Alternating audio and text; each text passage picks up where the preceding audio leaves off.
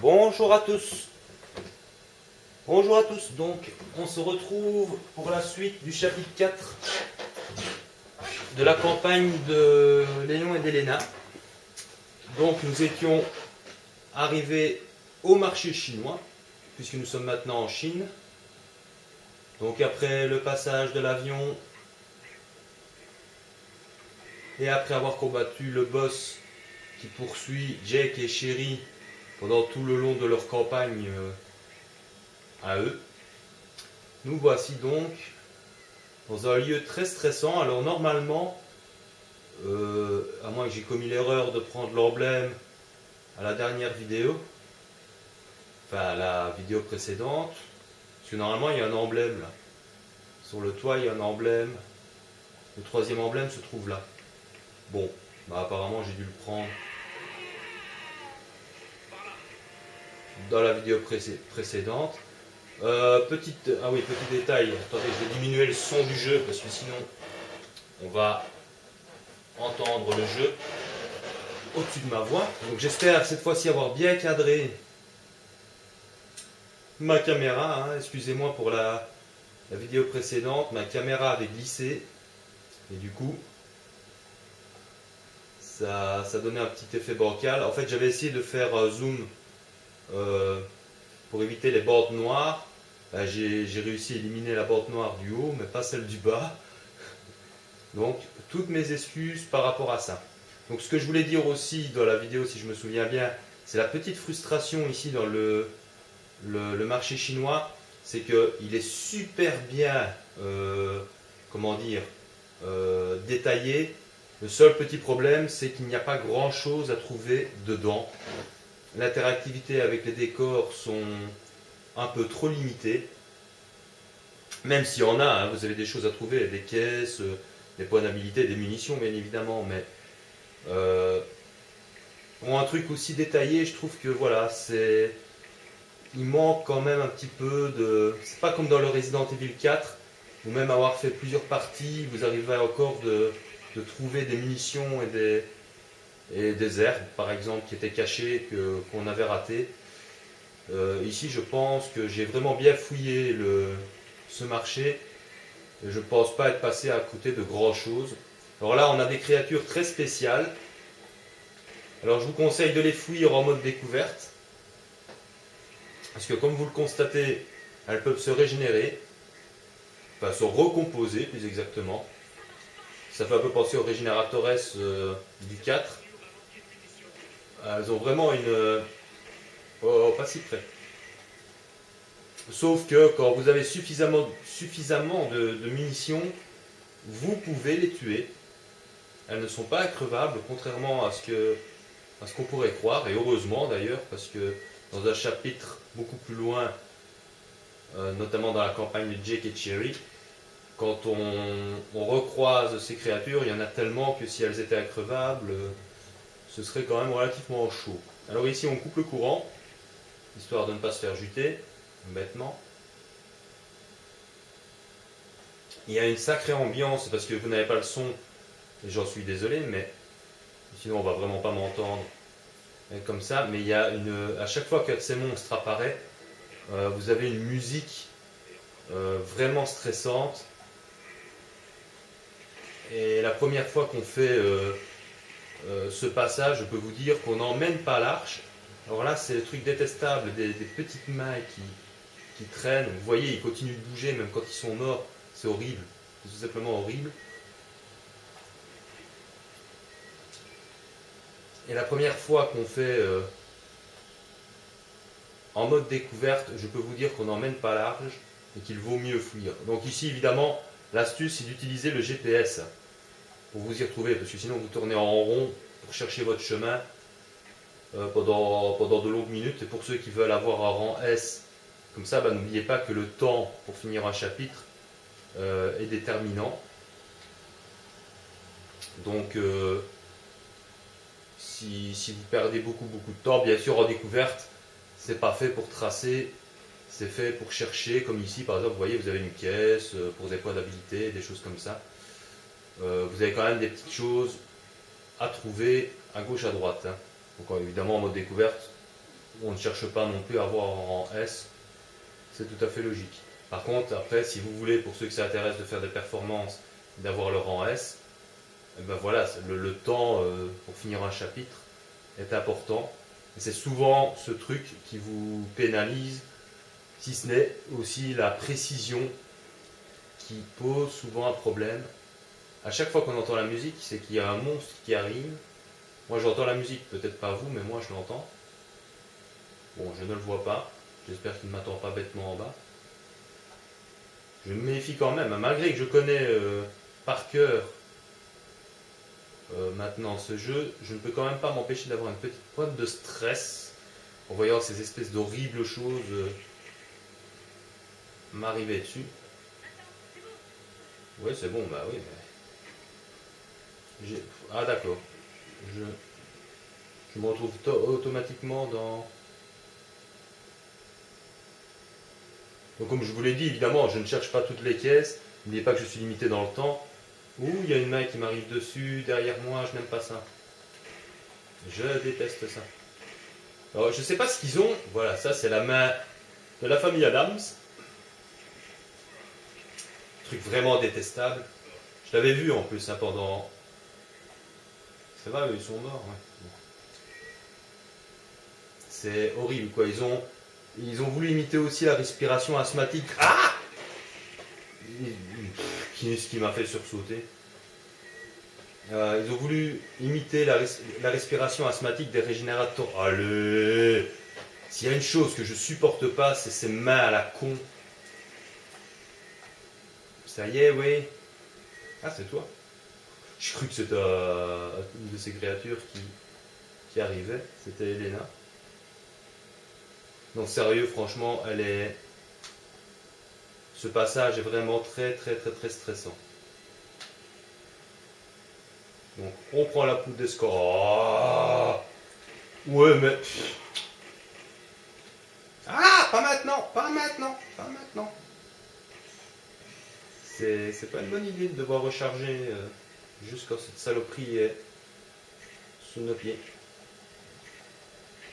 Donc évidemment, vous avez un checkpoint à chaque fois que vous trouvez une clé, hein, je tiens à vous rassurer. Mais encore heureux. Alors ici, on croit qu'on est tranquille. Vous voyez quand même cette putain d'ambiance, et quand même... C'est le seul truc, voilà, c'est malheureusement des petites choses, le petit manque d'interactivité avec les décors ça donne un côté un peu frustrant, il faut bien l'avouer. Alors ici, c'est une des scènes les plus gore du jeu. Vous devez être très rapide pour pousser sur R1. Vous avez vraiment une fraction de seconde pour le faire, sinon vous finissez comme cette créature. Elle se suicide avec Léon qui finit sa vie dans ce truc. C'est un peu triste hein, pour un héros quand même de finir aussi bêtement sa vie dans un mixeur. C'est une scène assez gore. Donc évidemment ce jeu c'est vrai que voilà quoi, il y a de l'action mais il y a aussi du survival horror, il y a une ambiance de folie, il y a une diversité dans les environnements extraordinaires et il y a aussi des scènes particulièrement sanglantes, sans tomber dans l'exagération d'une violence gratuite non plus, comme par exemple un petit peu dans le 5, où les exécutions et l'acharnement, parfois pour tuer les ennemis ou pour les achever, j'arrive pas à parler moi. Désolé, je tourne un petit peu tard, il est quand même presque 1h du matin. Je peux vous dire que j'ai pas les yeux en face des trous. Hein.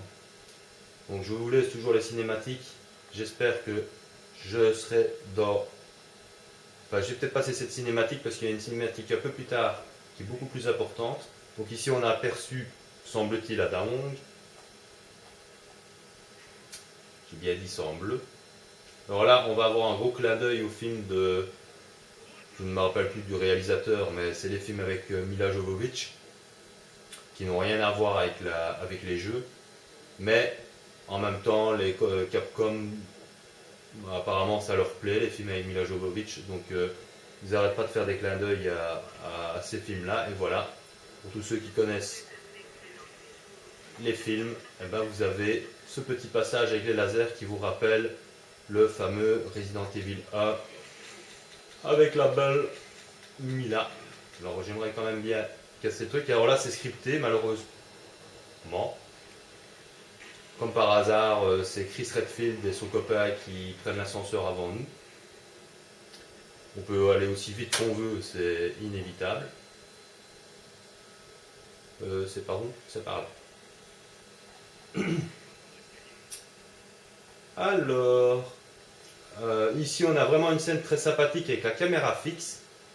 Un vrai véritable clin d'œil aux nostalgiques des premiers Resident Evil.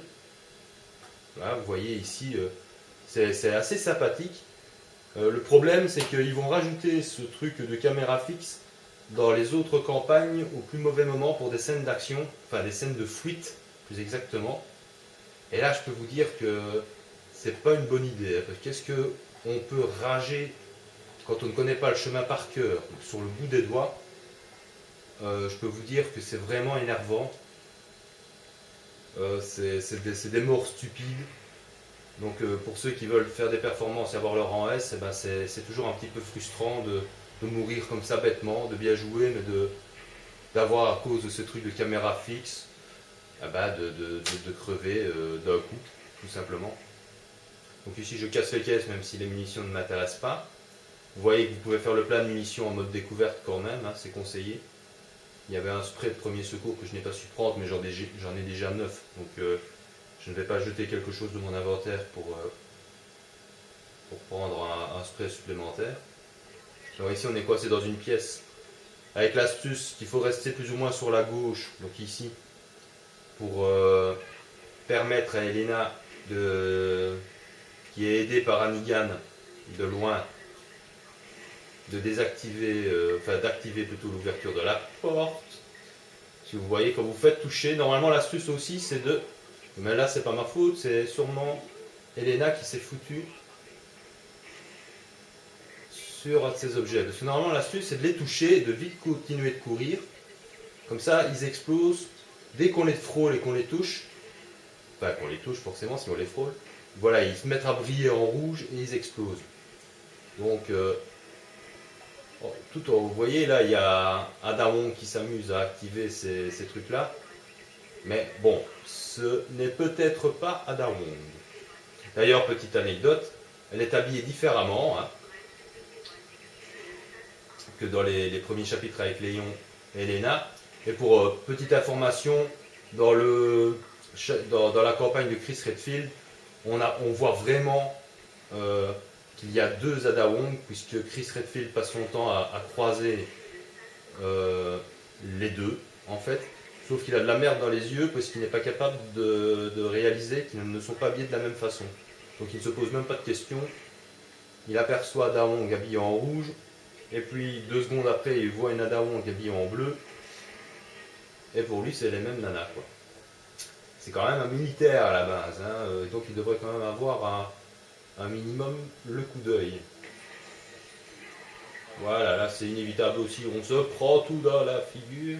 Alors je peux vous dire que là ça paraît facile, mais croyez-moi, en mode vétéran, vous avez intérêt à avoir des soins de premier secours avec vous, hein, parce que ça, parfois vous vous faites enchaîner par les explosions et je peux vous dire que vous risquez de mourir un paquet de fois. En mode vétéran, c'est assez chaud. Donc ici, on continue de tracer pour rattraper cet ADA. On va dire ça comme ça pour le moment pour ne pas trop spoiler. Parce que c'est ça aussi qui est intéressant avec le scénario, c'est que c'est pas un scénario qui mériterait un Oscar, faut quand même pas exagérer. Mais comme je l'ai déjà dit dans ma vidéo test, c'est un scénario à rebondissement. Donc on a quand même pas mal de surprises et il faut vraiment faire les 4 campagnes pour découvrir vraiment toute la subtilité du scénario. Qui est vraiment, enfin la subtilité, je veux dire les rebondissements. Il y a quand même pas mal de choses assez étonnantes. Donc là, c'est Pierce, oui, Pierce et Chris Redfield. Donc je vous laisse la cinématique, qui est une des cinématiques les plus importantes, hein, puisque c'est la première fois que on voit Léon avec Chris Redfield. Donc je parle évidemment sur la cinématique. Mais je vous la laisse quand même, parce que ça faisait longtemps qu'on attendait ça, que les grands hommes se rencontrent. Et ça fait plaisir, quelque part. C'est vrai que c'est assez sympa de voir quand même que certains personnages principaux devraient se rencontrer un petit peu plus souvent.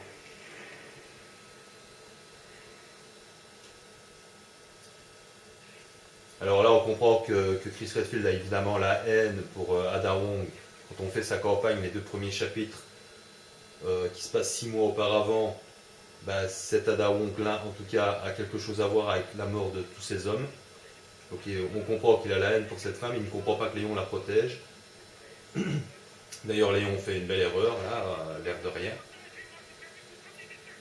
Mais bon, il est motivé aussi, puisqu'il a à la fois des sentiments pour Ada Wong, et comme il dit à Chris, lui, il a perdu 70 000 personnes, 70 000 personnes, et dont le président, quoi. Et pour lui, Ada, qui l'a aidé dans les catacombes, d'ailleurs, à survivre avec Déborah, rappelez-vous, il est persuadé entre guillemets, de son innocence, et qu'elle n'a rien à voir avec le virus C, en tout cas avec tout ce qui se passe. Pour lui, c'est Simon le responsable, quoi. Il essaye de convaincre Chris, mais bon, lui, il a la haine, quoi. Ce qui peut se comprendre quand on fait la campagne de Chris, ça se comprend qu'il a la haine, malheureusement.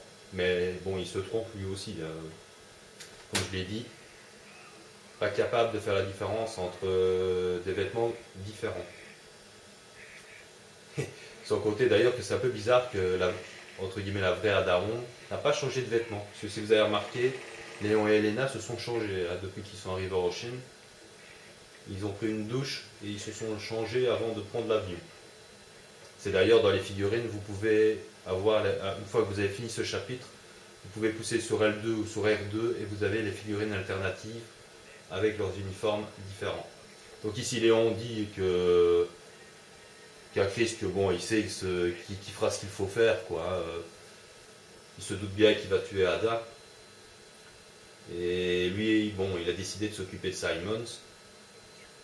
Et comme il le dit à Elena, bah, il est là depuis aussi longtemps que lui, donc il lui fait confiance. Il ne considère pas que c'est un menteur. S'il dit qu'Ada est responsable de la mort de tous ces hommes, c'est qu'il doit dire la vérité, quoi. Alors, si vous allez par là, vous trouvez un spray de premier secours. Oh, j'ai oublié de dire quelque chose de très important pendant que j'étais dans le marché chinois. Il y avait le 4e emblème qui était caché dans le marché. Excusez-moi, j'ai complètement zappé le 4e emblème, pardonnez-moi. Donc il est dans le village, dans le marché chinois. Donc vous avez 2 emblèmes dans l'avion et les 2 autres emblèmes dans le marché. Donc à ne pas louper. Je vous ai dit où se trouvait le premier. Le 4e, il était dans une petite pièce près de la poissonnerie, je crois. Alors là, c'est un truc qui vous donne envie de gerber. Là, si vous avez le vertige, c'est un peu bizarre, comme ça, cet effet de caméra. Je ne sais pas combien de minutes je suis, j'espère que je vais avoir le temps. Parce que j'ai laissé comme ça, oh là là, je suis déjà à 18 minutes les enfants. Je me demande si je vais pas le faire en 3 parties, parce que là, je sais ce qui nous attend. Donc je suis désolé, je voulais faire le chapitre 4 en 2 vidéos. Mais on en est à 19 minutes, d'après ce que je vois, et je sais très bien ce qui m'attend par la suite. Donc ce sera un peu bête que je doive couper la vidéo en pleine action. Donc je vais vous laisser ici la cinématique, où Sherry et Jake arrivent. Tout le monde est réuni face à Simons.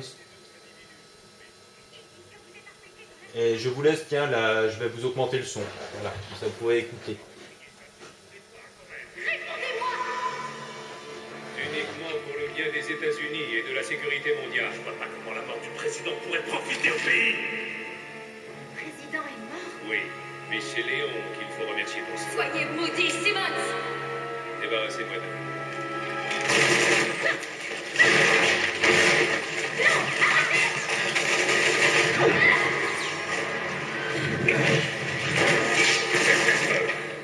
Ces 2-là peuvent encore nous servir. Vous devriez être plus prudent. D'accord, quel est le plan, monsieur le héros? Vous pouvez atteindre cette porte? Pourquoi on les bute pas? Parce qu'il faut que tu protèges Chérie. On pourrait en finir. Je n'ai pas que ça à faire. Et qu'est-ce que vous allez faire? Tuer Simmons. Elle contient des informations pouvant arrêter le virus C. Simmons la veut. Merci. Je vais demander au FES de vous protéger. On y va!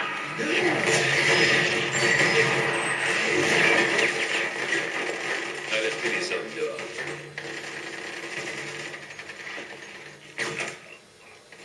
Donc voilà, ici Simon se fait affecter. Il croit qu'il se fait affecter par Ada. Et la petite Chérie et Jake, malheureusement, vont se faire capturer. Et pendant ce temps-là, Léon et Elena vont poursuivre Simons. J'en suis à combien de minutes? À 21 minutes. Ça va encore être long à uploader. Hein. Heureusement que je vais uploader pendant la nuit, hein, les enfants, parce que ça va encore prendre un certain temps.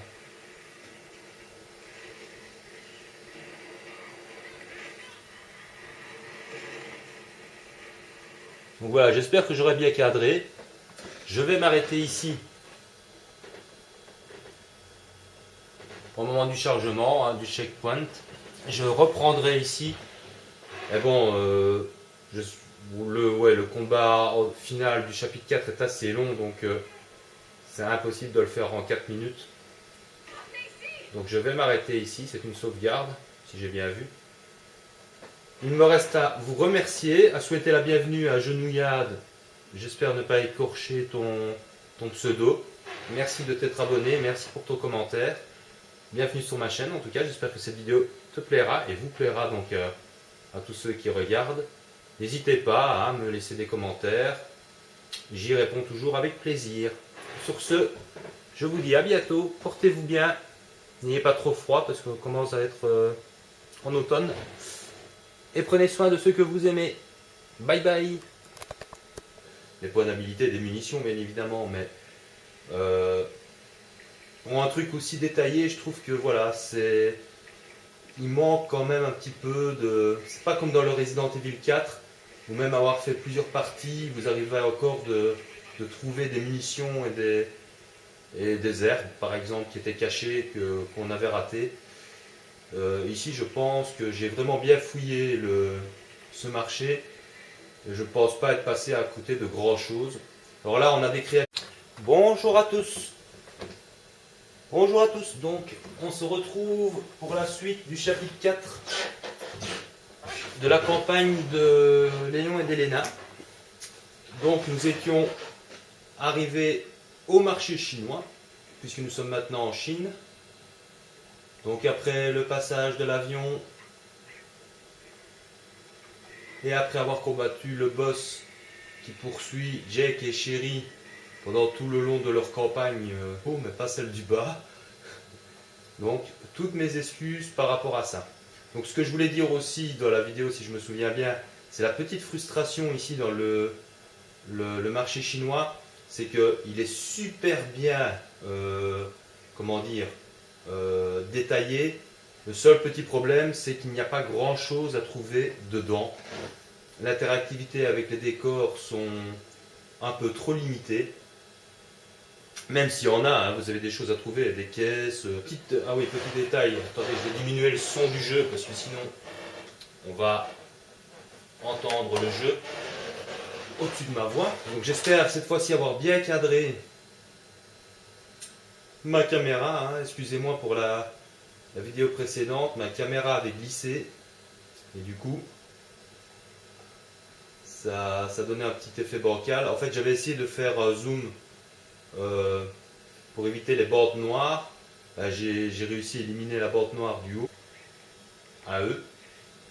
Nous voici donc dans un lieu très stressant. Alors normalement, à moins que j'ai commis l'erreur de prendre l'emblème à la dernière vidéo, enfin à la vidéo précédente, parce que normalement il y a un emblème là. Sur le toit il y a un emblème, le troisième emblème se trouve là. Bon, bah apparemment j'ai dû le prendre dans la vidéo précédente. Peut-être